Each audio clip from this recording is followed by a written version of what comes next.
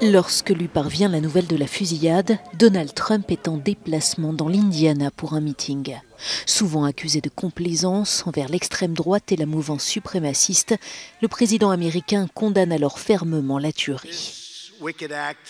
Cet acte abject, ce meurtre de masse, c'est le mal. C'est difficile à croire. Franchement, c'est quelque chose d'inimaginable. Notre nation et le monde entier sont choqués et pétrifiés par le chagrin. En Israël, le drame a évidemment eu un immense retentissement. Le Premier ministre a adressé un message aux familles des 11 fidèles juifs tués en plein service religieux.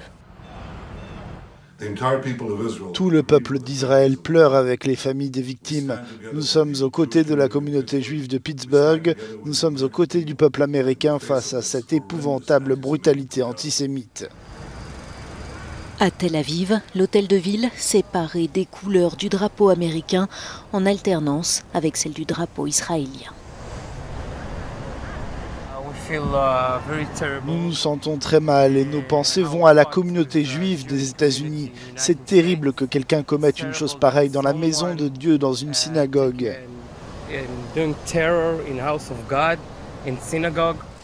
Le président français a lui réagi en marge du sommet d'Istanbul consacré à la Syrie. Emmanuel Macron venait tout juste d'être informé de la tuerie. Permettez-moi peut-être de commencer mes propos en ayant ici un mot de solidarité à l'endroit du peuple américain et de celles et ceux qui sont apparemment tombés il y a quelques instants à Pittsburgh lors d'une fusillade devant la synagogue. Et je veux ici exprimer évidemment notre tristesse et mon soutien à l'égard du peuple américain. Alors que le débat ressurgit à chaque fusillade, le drame de Pittsburgh a aussi inspiré à Donald Trump un commentaire favorable aux armes. La situation aurait été bien différente, a-t-il dit, s'il y avait eu une protection armée à l'intérieur.